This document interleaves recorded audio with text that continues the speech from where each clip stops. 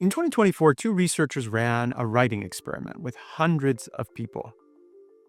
The goal was for everyone to write a short story, 8 sentences or so in length. Now, some writers worked alone, but others were allowed to ask GPT-4 for story ideas before writing.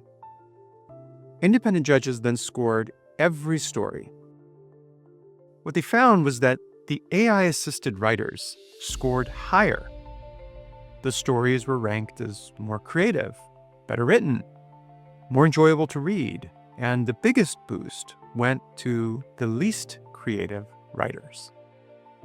The machine had leveled the playing field. Looks like a triumph. Until you read the stories side by side. See, the AI-assisted stories were noticeably more similar to each other and to the machine's suggestions. Hundreds of imaginations funneled toward the same few plots. Individually, everyone got better, but collectively, everyone also started sounding kind of the same. In the last lecture, we discussed how to learn using AI. That is, how to pull knowledge in. In this lesson, we'll be discussing how to push coherent content out. That is, how to create using AI without sounding like a million other generic people in the process.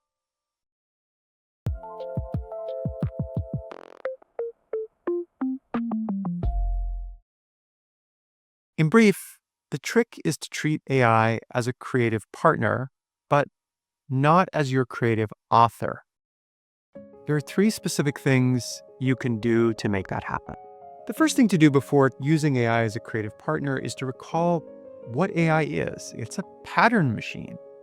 It predicts whatever's most likely, and it's going to therefore tend to favor averages over outliers. Now, if you need to write out facts, that's a good thing. But if you're doing creative work, it's sort of a trap because the whole thing that makes a creative work creative is that it's not like the ideas everyone else has. There's also a second trap, and it's about timing. In 2024, researchers in Melbourne had 60 designer sketch ideas. Now, some of them brainstormed with an AI image generator, and some worked completely unaided. What they found was that the AI group tended to fixate on what the machine showed them, so they ended up having fewer ideas, less variety, and lower originality than the people with no help at all.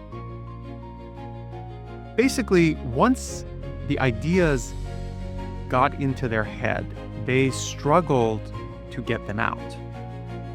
So how do you solve this? Well, it's actually pretty straightforward. The first thing you should do before using AI as a creative partner is, before you type any prompts or talk to the machine at all, is scribble your own ideas down.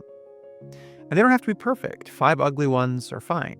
Those ideas are going to carry the ingredient that the machine can't generate, like your lived experiences, or your hometown, your customers, a strange obsession that's the inspiration for your creative output, an idiosyncratic vision that's going to distinguish your creation from the generic average AI slop that we've all come to see and experience in the modern world. Later, you can bring in the machine to build on your creative vision, to enhance it, bevel the edges, but with the anchoring still squarely on you.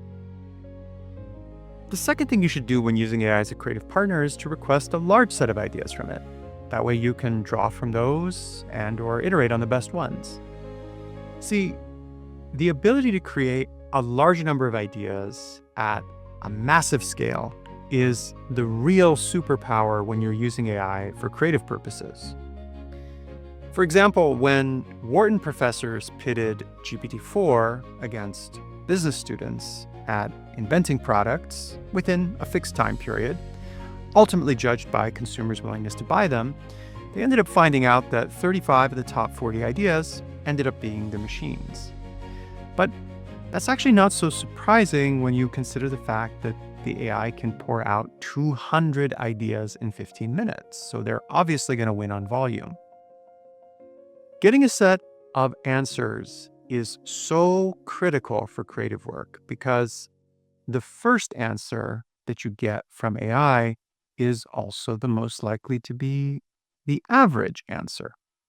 So never stop at one. Ask for 20. Review, ask for 20 stranger ones. Throw totally unexpected constraints at it in the prompt, like give me ideas that a committee would definitely reject. Or ask it to simulate a wacky persona when solving a task, like how would a chef paint this portrait of me? Or how about a pirate? Studies show the variety is in there, but you just have to find a way to evoke it. The third thing you should do when you're using AI as a creative partner actually comes from 1975. Musician Brian Eno and painter Peter Schmidt once painted a deck of cards holding over 100 cryptic prods. So it included things like honor your mistakes or try an old idea and so on. In the studio, when a song stalled, they would draw one of the cards and they would force themselves to obey the wacky command on it. It was sort of like a party game, but critically, the cards never wrote a single note of music. Instead, they just forced a stuck human somewhere unexpected, and creative things tend to happen in unexpected places. So that's the third thing. You can use AI as a creative partner by letting it generate a prompt for you to put yourself in that creative headspace. So let's go back to the writing experiment at the start of the lecture. See, every writer had the same AI partner offering them ideas. Whether that produced a boost or slopified them came down to what happened around the suggestion. Who anchored? How many options? And who made the final call? With that, we're going to switch over to a special guest who's going to share an expert's perspective on how they use AI to create. I'll see you there.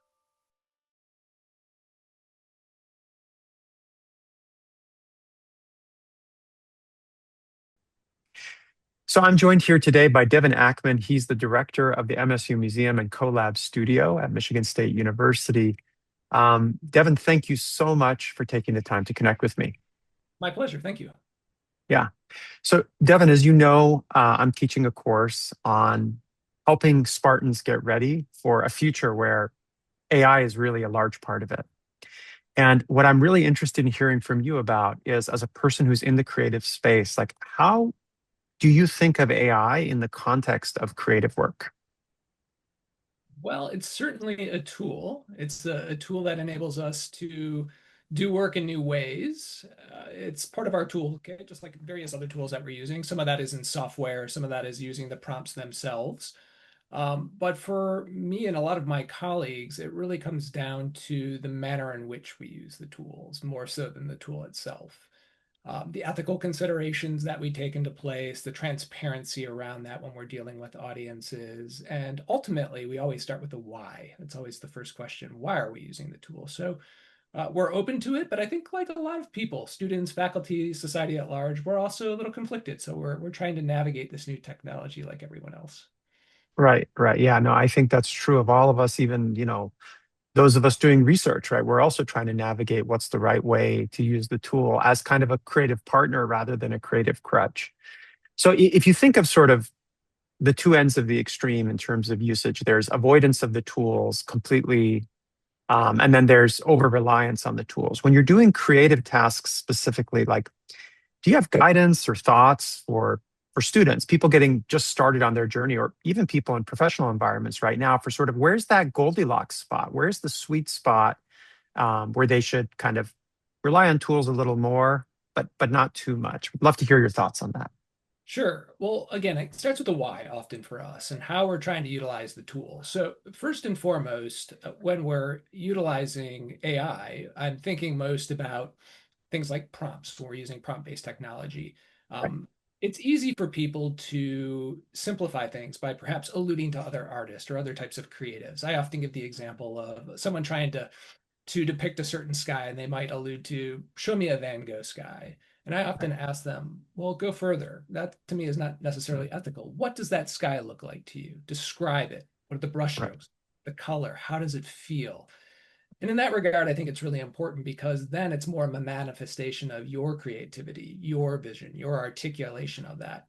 So that's one example. And I also feel we're seeing this a lot, frankly, both as practitioners and museum folks. And it really comes down to often the disclosure, the transparency that these tools were used. So for me, often thinking first and foremost about how I'm utilizing it. Is it ethical? And there's a lot of questions, like we're trying to define what is ethical, and also Right.